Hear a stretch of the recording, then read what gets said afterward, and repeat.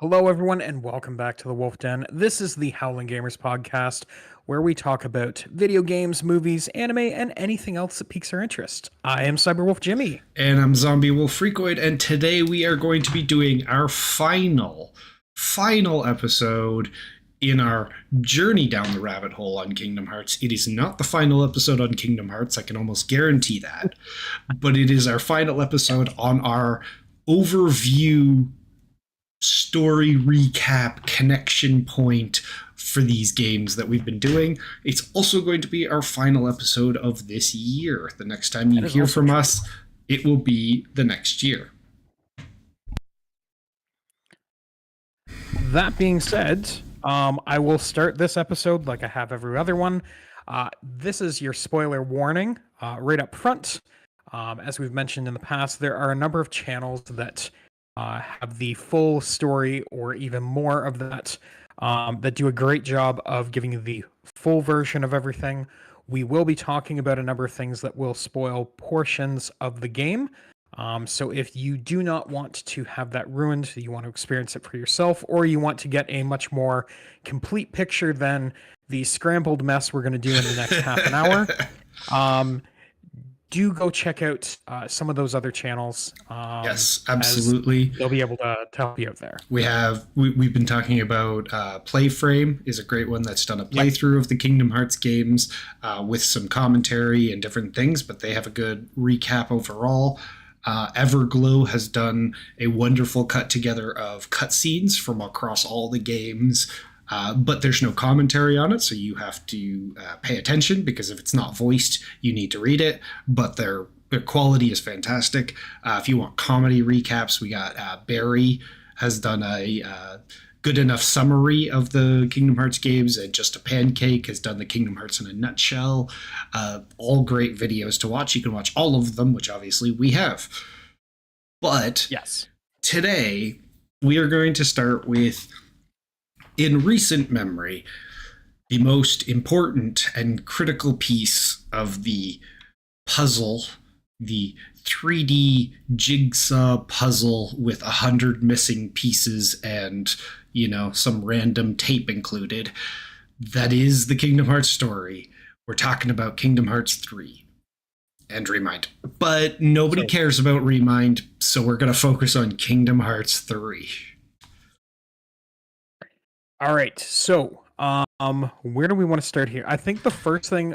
Oh, actually, there is one thing I do want to start with first. Okay. I forgot to put it in the show notes, and that was I wanted to quickly talk about Kingdom Hearts Birth by Sleep 0.2, A Fragmentary Passage. Yes, that is the actual name of...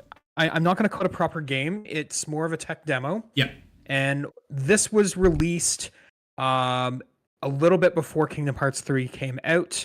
It is actually an important story piece, as it details some of the things that Aqua went through while she was in the Dark World after Terranort kicked her in there, and her basically being lost among all the sort of worlds that were lost to darkness. But the important thing that it showed off was what they were capable of doing in the Unreal Engine, which is what Kingdom Hearts 3 was going to be built on. Yes. So it was a good little touch point.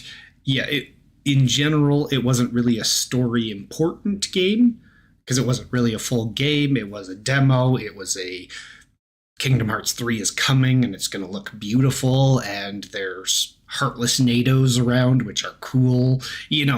How many particles can we put on screen and still make it not chug and kill whatever device it's on? But yeah, it did set up a little bit of a connection point between where we last left off and now. Most importantly, I did forget to mention it last time because I thought it was in the Fragmentary Passage, but it's not. That Aqua actually finds out where Terra went at the end of the last games. He traveled through time. He ended up didn't travel through time. He got taken to a different world. Which was the Radiant Garden, aka Hollow Bastion. And he lost all of his memories, but he's also possessed by Xehanort at this point, so we call him Terranort because he's kind of a cross between Terra and Xehanort. But yeah, he was also kind of evil. So he sent Aqua to the Shadow Realm, or sorry, Wrong game. wrong franchise. So he sent Aqua away basically, but this character, this Terranort character, is the one that ends up later on becoming important, which we will talk about in Kingdom Hearts 3 because that's where that becomes relevant. And yeah, then Aqua is in the dark world and trying to find her way out, and that's what the tech demo was about, where we got to see her run around and be terrible at noticing when people are illusions, and then the tech demo ended. Yes.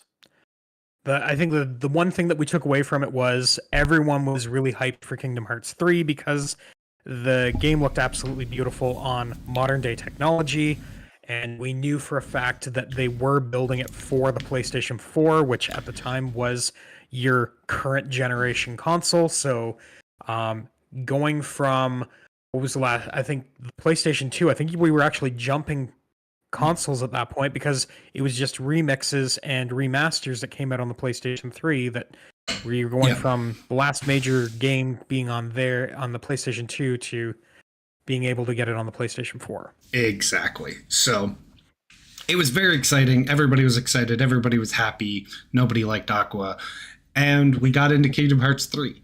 Would you like to do us a story recap of Kingdom Hearts 3?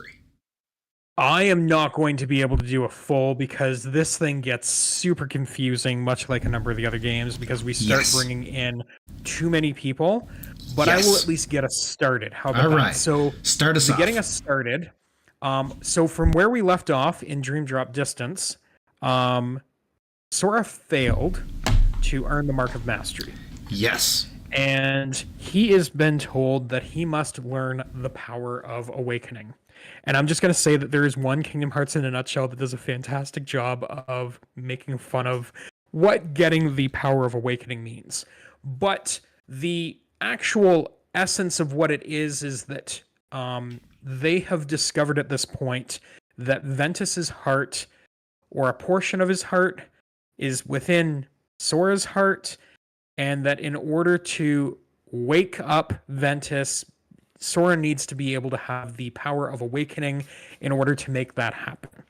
So he gets sent on a cruise through a number of Disney worlds, and this is another time where we're seeing a number of new Disney worlds show up.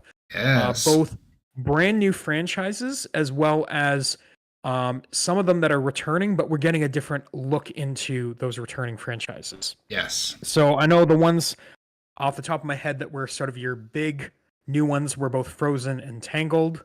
But I do remember that Pirates of the Caribbean comes back in a different look and feel, as does Peter Pan. Toy Story is also one of the new big ones. That's true. Monsters Inc., I believe, was another one as Monsters well. Monsters Inc., you got to join in. So lots of fun new worlds. Same deal as Kingdom Hearts 2. They did a good job of theming the characters, costumes and everything, and the Heartless and the Nobodies to the worlds. So the designs, once again, top tier. Like, everything looks fantastic in those worlds, but they also kind of don't matter again. As well as actually having a good variety of the world-specific characters that would join you. I think they did a good job with some of those there. We completely forgot Big Hero 6. I do remember that Baymax was definitely one that Big Hero 6 you get to join. That was a fun one. So I'm going to break away just for the gameplay because I think there's one important piece that comes up very quickly, and that is your amusements, I believe it was the term they used for it. Yeah. So I'm going to say this was a fun thing the first couple of times you did it. Yeah. And then it just became a bit of a game-breaking thing you could do to just get through the trash mobs. Yeah. So the amusements were exactly what you think. If you've ever been to Disney World, think any of the classic top tier rides, we made like a summon, I guess is the best way to put it, where everything would be replaced with a Disney ride that you then obliterated the entire screen of enemies with for a limited period of time. Yep. It was very silly. Lots of fun, like you said, the first few times. We're rather lengthy, so they got a little repetitive and annoying in the long term, but also, yes, very kind of game breaking when it came to just how much damage you could output from them. Yeah. But fun nonetheless. Yes. So, I'm trying to remember now. Where did we even get to? So, Sora, I know, doesn't actually learn the power of awakening as a part of going through Disney Worlds. No. Which I don't think anyone found surprising. He learns basically nothing. All we learn is stuff about the bad guys because we're constantly meeting Organization 13 members / not Organization 13 members. They're part of the new Organization 13, aka the We All Love Xehanort Club. Because he's collecting 13 evil things, and we need to collect 7 good things so that we can fight him and create the Keyblade. So, yes, that keeps happening.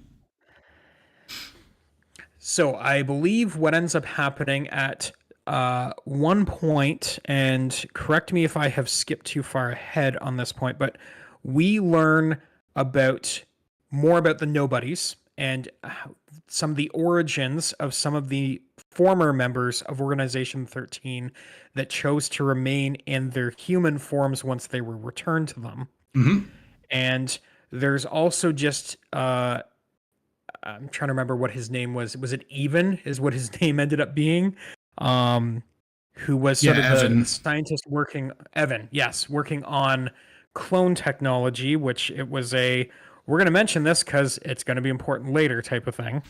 That was the replica technology that they used to create the replica Riku from back in the Castle Oblivion days. And Shion. And I believe he was making, a couple of blank slates?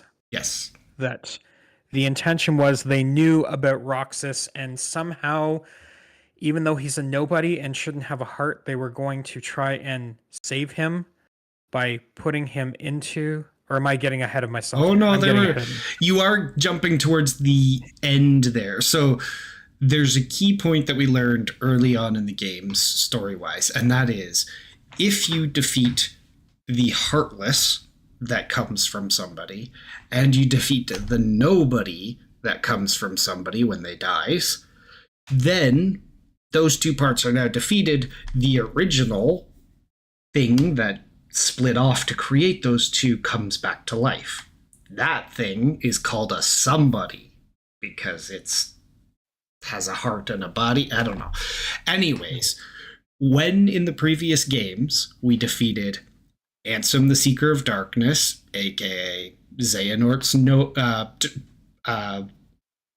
Heartless, and we killed in the second game Xemnas, aka Xehanort's Nobody, that resurrected Xehanort in proper form. He is now back as the old man that we saw from Birth by Sleep, the evil one who captured Ventus and did all the stuff with Terranort and all that sort of stuff. He's back. He's back alive and ready to go. They do explain why he's the old man and not the young version like his Nobody and Heartless were. We don't care. He's back, basically, as are some of the other organization members that we killed, because we killed their Nobodies. We've also killed their Heartless, so they're back to somebodies now too. Some of them are working for us. Some of them willingly became part of Xehanort's plan and went evil still because they were still evil. Who knows? So this Evan guy works for us now. He's working with Ansem the Wise to try and figure things out, unlock our hearts, and learn all the information, which was originally what led them down this path. They were students of Ansem, and, some of them ended up actually going down the dark path because they were following him originally. Now, this is where we learn that Terranort went to Radiant Garden, aka Hollow Bastion. He actually lost his memories and started calling himself Ansem. And that is where he became the guy who did all the evil stuff and became the Heartless and the Nobody of Xemnas and Ansem the Seeker of Darkness. because he was calling himself Ansem because he was Ansem's student, and then when Ansem disappeared, he took over his name. Nobody knows why he decided to do this, but he did this just to make everything more confusing. That is why there are two people named Ansem. They are not the same person, and they have technically no direct connection to one another. But here we are. Yeah, so that's kind of the state of those people, and we learn all this through interactions with Ansem the Wise, Mickey, Evan, and the other organization members that are working for us now, all that sort of fun stuff. And so at this point, the goal that we have been told, and I can't remember if it's by them or if it's by Yensid himself, but the statement was that the 13 pieces of darkness must meet the 7 pieces of light. And that is where it was the... Okay, so we have our 7 Keyblade wielders of light that are going to battle, I don't know, whatever Xehanort has collected as far as his grouping. So he collects the 13 darknesses, which ends up being just a bunch of organization members and versions of himself that he has teleported into the current time via time travel, because once again, don't even ask how that works, but he has teleported them here. And so he's created basically 13 versions of himself, all evil, to fight us. And that's going to create the Keyblade for him. The moment that we encounter him, we immediately get a game over. Yep. One that you can't stop. Correct. And basically what it is I think it was just a way of bringing Yensid out of just being a instructor and showing that he actually has some form of power among all the things, and puts up a shield to allow you to get past, what are we calling that one? The Heartless Tsunami? Is that what we'll call that one? I think that was, yeah. Now there is a little bit of a weird interaction there. So you do get a game over, and then you go to this world kind of weird, kind of like afterlife thing. Yes. Where you have to like collect the fragments of yourself basically in order to come back to life, and you end up meeting a character you've never seen before in there. It's kind of like a little Kupo, but it's a character that if you had played the mobile games, you would know what they are. They're the little kind of helpers that helped the characters back in the Keyblade War. Each one of them had a little guy that followed them around and helped them.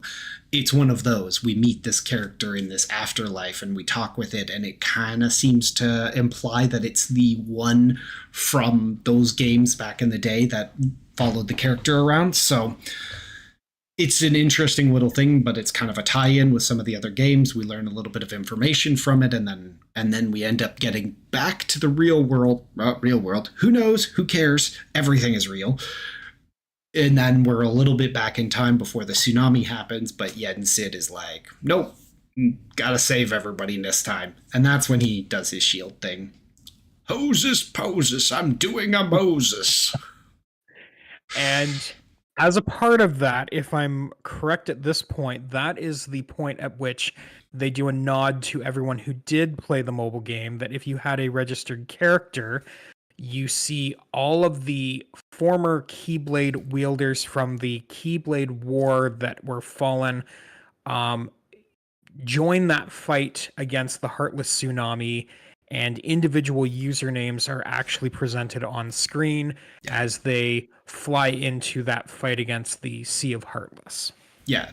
So, yeah, it's kind of like an attraction. You know, it's a cinematic, interactive mini game kind of thing where you're attacking this massive wave of Heartless and game.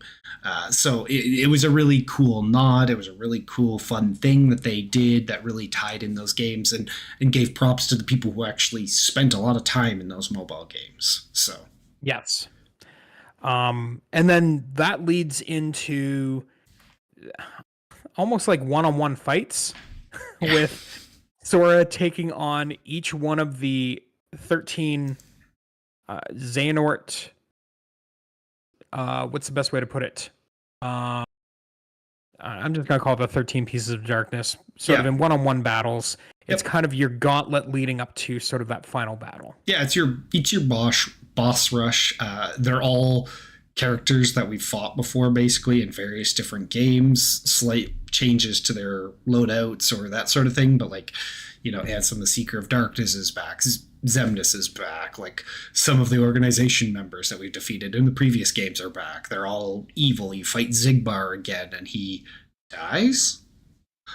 All these sorts of things. So you basically just fight all these people, and that's how it works. Like, yeah, it's just a boss rush.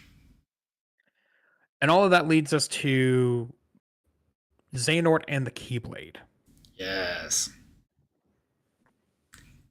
The fun times. If I'm not correct, I think he actually does form that Keyblade. He does. So you're facing off against him, basically, and he kills Kyrie to enrage you into fighting him because he's the last piece. So you need to fight him in order to forge the Keyblade at this point. And, Sora does this whole, like, I'm not going to fight you because I don't want to forge it. And then he kills Kyrie and you get angry and you fight him. And then that creates the Keyblade. And he takes it, creates the Kingdom Hearts moon that we saw from Kingdom Hearts 2, and then changes it. We don't know why, but he basically is like, all right, I'm going to do the thing that I came here to do, which we're still not 100% clear on what or why, but he's going to do it. And then Mickey stops time because now he has time magic. He basically tells you that he's the one, this Xehanort who has the Keyblade is the one that pulled all of the fragments into the present, but he's the one that's tethering them here. So the Keyblade can only exist because he has tethered all these pieces here. But if you destroy that portal, then they all go away. So you get teleported with your allies into Xehanort's heart and end up having to fight him inside there, which is a MC Escher version of the Scala-ad Calum, which is a place we hadn't really heard of up until this point, but it kind of looks like some other places that we might know, but we don't really know much about this. We've kind of seen it in some flashbacks and stuff like that, but we don't know anything about it. You fight him there. You fight him in a bunch of different forms. One of them is a goat for whatever reason, who knows. And if you end up defeating him in there, which obviously you do, then you come back into the future and you have to fight him again, kind of, in this weird way. It's, they're all just cinematic fights that are just meant to allow us to visualize all of these different ways that you can fight and all these different characters and stuff and make it really a big spectacle. And it's a lot of fun. It's complex, but it's a lot of fun. None of it really means anything story-wise, but you do it. You end up defeating him. And then he's like, it doesn't matter, I have the Keyblade. I can just do whatever I want now. Until Terra shows up, because we brought him back after saving Ventus and Aqua and all these other things. Roxas and Shion. And Roxas, Shion. Anyone you would consider a good guy. Shion ends up being one of the 13 darknesses that Xehanort has created, but then she turns good, and we get another body for Roxas, that one of that replica that you mentioned, the blank slate. We put Roxas in there, so Roxas is back and on his own, independent. Ventus is around, like he is Ventus, like who knows? They're all back and doing their thing. And then, so he's like, I'm just going to do whatever I want. So then Terra goes up and is like, you guys, you can't do what you want. And then Ericus comes out of his heart because, of course, Ericus is still around. So back when Terra killed Ericus. Obi-Wan Kenobi'd it. That's what I'm calling it. Yeah, he Obi-Wan Kenobi'd it. He went into Terra's heart when Terra killed him. And now he lived there all the way through all of this stuff. As he was possessed by Xehanort, because apparently Xehanort didn't notice this when he was possessing it. And then he comes out and he's like, dude, you got to stop this. And Xehanort's like, you're probably right. And just gives up and they just disappear into the sky. That's the end of them. And then you take the Keyblade, turn everything back to normal. The Keyblade vanishes because now you've stopped the portal, so all the different versions of Xehanort go back to their respective time periods and everything, and it's like everything's resolved. And Sora's like, great, it's all resolved, but Kairi's still dead. He's like, I need to go bring her back, but if I do, then I die. Why? Nobody knows.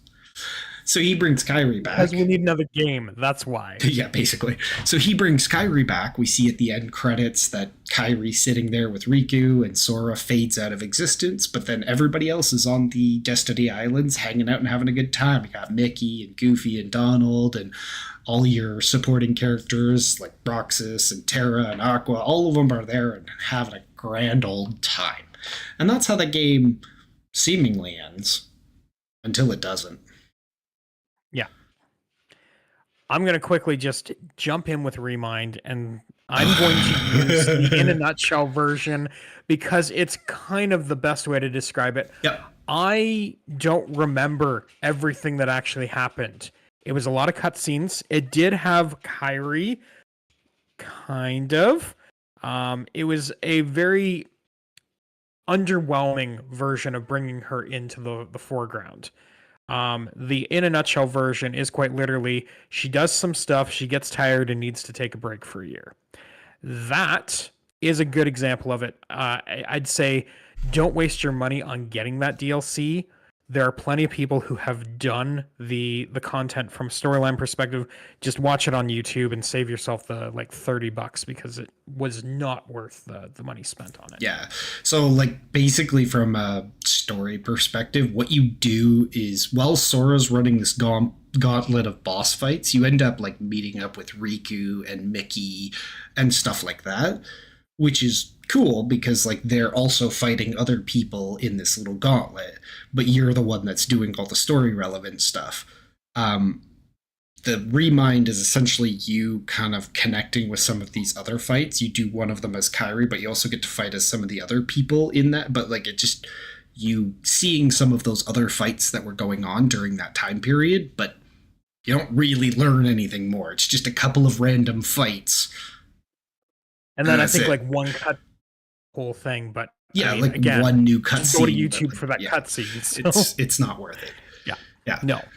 And then we had a couple of other plot pieces for setting up what's happening next, basically. Yes. So the other two relevant ending pieces that set up what's happening next is remember how everybody was looking for that box way back when? A bunch of people were asking about a box, and then Maleficent and Pete were teleporting around into the data world looking for a box. Like, it was the MacGuffin box that everybody was looking for. Well, we found the box. And it's being held by the black-robed character that we saw, the Sixth Apprentice, who was meant to just watch. And he has Xehanort's Keyblade, which has a little eye in it. Hey, cool, we found them. He just does like a hand-wavy thing and teleports all of the Union leaders from way back in the beginning, all the ones that wear the animal masks. So this is like Master of Masters apprentices, like pre-Keyblade War shenanigans. They all just show up, and they're like, all right, we're here, Sixth Apprentice Lushu. What are we doing now? And he's like, well, now it's time to like actually start doing something. He takes off his mask, and it's Zigbar, aka Braig. Braig is the other version we know him as in Birth by Sleep. Turns out he was actually the Sixth Apprentice, and he just has been transferring bodies for the centuries since he became. And just watching, and he's been giving this Keyblade to all the different people so that he can see, so that the Master of Masters can see the future and write it down in that book. And one of those people is Xehanort that he gives that Keyblade to, and that's why he has it and does all this stuff. But he was a willing participant in this so that he could watch, but not because he actually. But now maybe he's going to do something. I don't know. He has the box. What's in the box? We'll I don't know. So that was relevant. And the other one is in the Toy Story world, Rex, the dinosaur, is playing a video game called Verum Rex. And you actually get to play the game in the game that is a world in the game. Yeah, cool. You get to play that thing.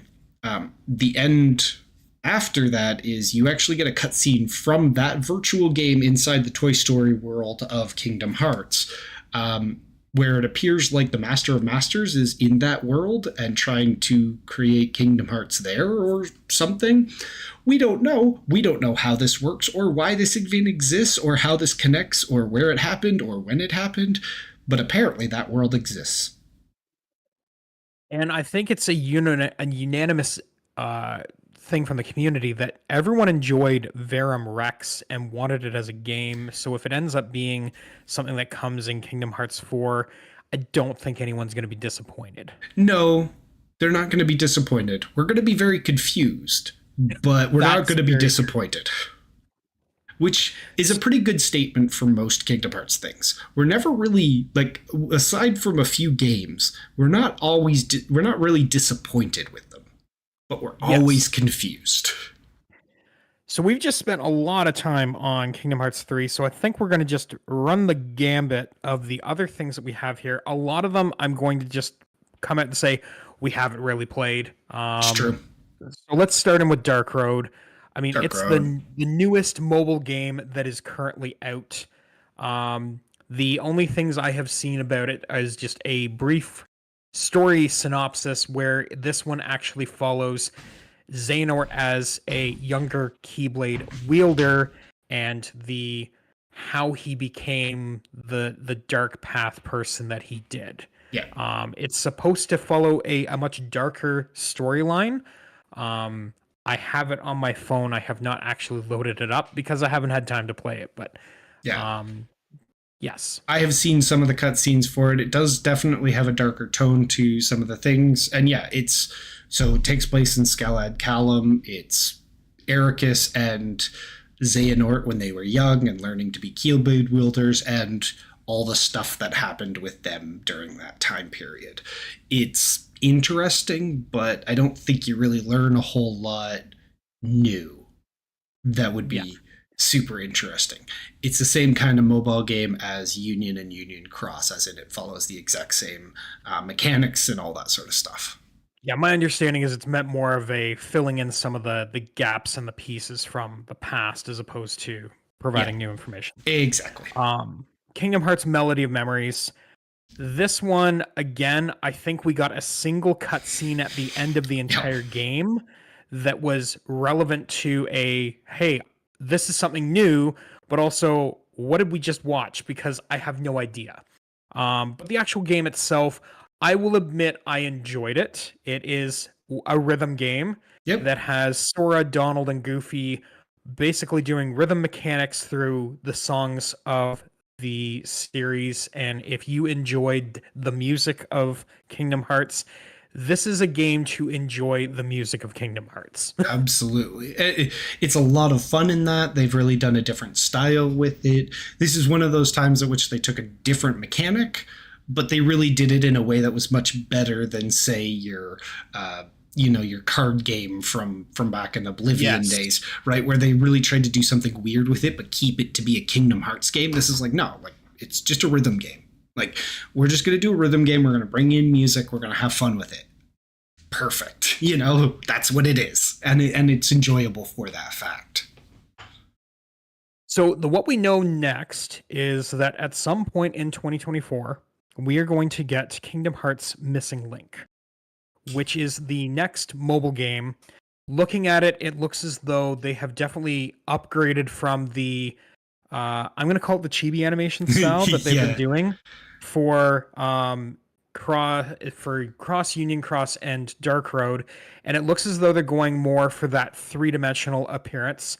The location looks as though it's going to be similar to Xehanort's origins, but it's not going to focus around him.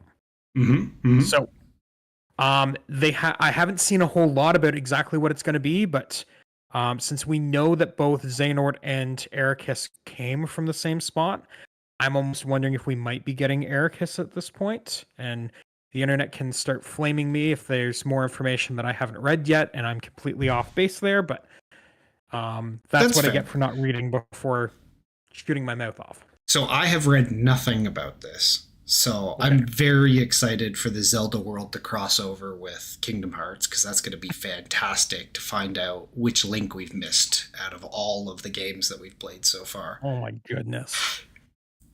You like that one? I did. That was very good. That was a good one. That was a good one. But if I had to guess based off of that naming, I would assume that this means that we're going to play actually a storyline that takes place prior to Ericus and Xehanort, but after all of the unions and everything. The missing link. So at the end of the Union Cross section, when we get people scattering into the different timelines, one of the characters that we see ends up in what appears to be Scalad Callum in his future, and one of the people he knew built Scalad Callum and is revered as like this wonderful Keyblade master who built all of this. And he's like, I have no idea what's going on. And they're like, we knew you were going to show up because this has been foretold. So it's kind of like, okay, there's some information in here around how this person built Scalad Callum, what they were intending, and how they knew what was going to go on, and what they did then that ended up creating, the system that Ericus and Xehanort were a part of, and ended up causing them to go down that path. Gotcha. So that would be my feeling, because that's the missing section of the story that we don't know a whole lot about in terms of that previous section, but that's just a theory, and it also is based off of nothing, because I have read nothing about what this game is actually. So now Kingdom Hearts 4, everything that you mentioned as sort of the ending cutscenes, everything I have seen for it seems to indicate that is exactly where they are going to pick up, is with Sora in what we are presuming is the world of Verum Rex, but I haven't seen much more than that. Yeah. So once again, I also don't know a whole lot about where this one is going, or haven't read too many of the theories. But yeah, I mean, it's assumed that world is going to take some degree of focus at some point. Obviously, Sora has to come back in some way, shape, or form. We have to do some sort of shenanigans to get him back, which is probably going to fracture his heart all over again, and we're going to have another 7 versions of him somewhere. But we also... That's a lie. There is one more thing we know, and that is that they did make a mention or a reference back to coded/recoded about the fact that he is now in Data, and that Data is real. Data can be made real, and that there is that shenanigan that's going to start coming on. Yeah. So that's kind of cool, I guess. But the other part is that they need to make these union leaders from the past and the Master of Masters and this box, they need to bring that into a relevancy, because they've now spent a couple of games making it relevant that this was a thing, and that all of this happened because one guy decided that this was the way that the future was going to play out, right? Yep. That Master of Masters guy, which we know zero about, other than he exists. He's been around, but we just don't know. So they need to bring that into relevancy, right? I agree. So, looking at the time, I think we'll just dive right into the final question. Yeah, let's do this, because we're over time a little bit, but that's okay. So the one I came up with for this one was, what is a world that has not been included in Kingdom Hearts that you would like to see come in Kingdom Hearts 4? It's definitely an interesting one. I think there's a lot of ways you could go with this one. A lot of options out there. I'm going to need a second to think about this one thoroughly. But what you want me to jump in first? Yeah, I'd like to hear your thoughts on this one. So I had one train of thought right off the bat, and that is, let's go completely off the rails and say, well, Disney owns so many more franchises now. Why don't we put in something like Coruscant, just for the sake of saying, hey, Disney owns Star Wars. Let's bring Star Wars in because we totally used lightsabers in the past. So why not actually bring them in proper? But then I said, okay, no, let's talk realistic Disney. What worlds have they missed? And the one that came to the top of my mind was the Jungle Book. It's a classic Disney location. And then as I was doing a little bit of research, I find out that the Jungle Book was supposed to be included in Birth by Sleep. It was missed, and they have already confirmed that it will be in Kingdom Hearts 4. So we're getting the Jungle Book. I also have heard a lot that Moana is definitely one that you can expect to see. That's fair. That's fair. So then I started thinking, well, what if instead of it's a Disney world, because we've seen tons of different Disney worlds, as far as the animated, what if we did more of their live action worlds? Because we haven't seen too many of those yet. We've seen some good success with Pirates of the Caribbean, but maybe there are some others in that realm that would work. So I don't have a good answer, but it's just that's where I'm leaning towards is, let's look more at some of the other live action worlds. Fair enough. I mean, that's a cool way to go, I think. Personally, there's like a couple of classics that I feel like they just didn't really hit on. Like not some of their really core classics, but like, it could be fun to like see like the Robin Hood world come into play or that sort of thing from back when they made those stories, I enjoyed those sorts of things. Sometimes now it's hard to tell what comes out from Disney and what comes out from some of the other animations. Disney is still the highlight, but like, there's other things that make really good animation now. But like, Encanto is one of the new ones that I would love to see things like that show up and make a presence. Okay, I actually forgot what it was because I did have a good answer for this. What it was is that Touchstone Pictures, I don't know if I even got the words out right for that, is actually a Disney brand, and they used it for some of their more less child-friendly things. The one that came out a while back that was released under that brand was Who Framed Roger Rabbit. It is technically a Disney property, and I don't care what you say. I want to see Toon World. Bring in Toon World in. I think it'd be funny.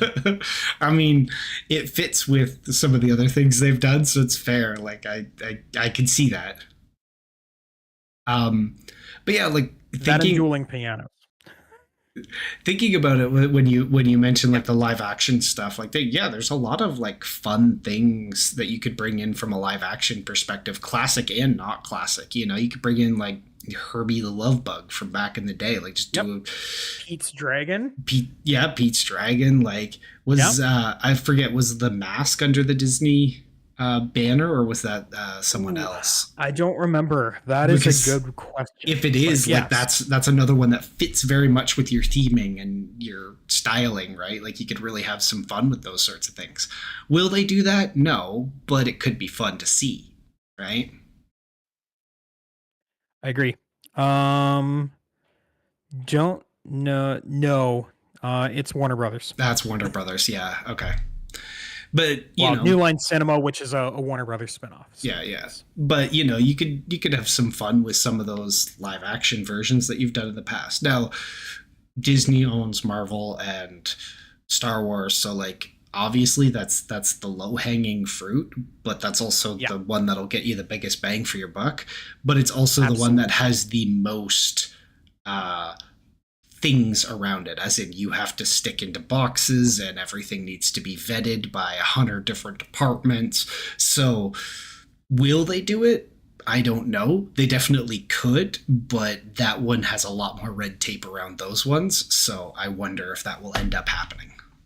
I can see them doing it if they want to push an agenda, because clearly Frozen came in because they wanted to highlight a specific song for very specific reasons at a very specific point in the game.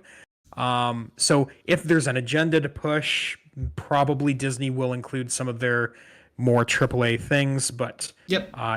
You're right. There will be a lot of red tape around that stuff as well. Yeah. So I'm gonna say one more thing before we sign off here on that note. One thing that I think would be the coolest thing to see is a movie we don't have. Put in a world for a movie that hasn't been released yet. So work in tandem with the animators for a movie that's coming out the following year or something, and give us a world that we know there's a movie coming for it, but we don't have it yet. And let us interact with the world in a way before we see the story of it, right? And you can even keep it so that we're not interacting with the main characters of it, we're doing something side, but give us into a world that we currently don't have a movie for, and then give us a movie in that world outside of what we just saw, so that we can basically do it the opposite way. Because I think that would be a lot of fun. Yeah, that would be fun. I agree with you there. All right, I think with that, we will call the episode here. Thank you to everyone who has stopped by and watched this live on YouTube. We really appreciate it. If you were looking for us outside of there, you can find us on most social media platforms at the Howling Gamers. You can also find me doing some random things at CyberWolfJimmy. I haven't been doing a lot on YouTube recently, but I'll be starting Christmas vacation soon, so you'll probably see a little bit more action going on there. Fair enough. And if you do want to interact with us, like Jimmy said, we do this live on our YouTube. So if you want to interact with us, go to that. If you don't have it and you're listening to this on a podcast, it's in the description. And both in the description and on this video, if you want to interact with us outside of the episodes, there's a Discord link up above or in the description that you can join our Discord and hang out with us there, ask us questions, give us ideas on episodes you'd like to hear from us, and just in Josh general, doesn't want me to continue write all the content. He'd like other people to have a say as well. I mean, I think it could be fun to get some other ideas aside from just what random things pop into your head. But Final Fantasy. Exactly. I've managed to make it so that we didn't do every episode on Final Fantasy. It just would be easier if we had other people presenting ideas that weren't Final Fantasy. So let's try that. But until next year, that has been our episode, and we will see you all in the new year. Happy holidays.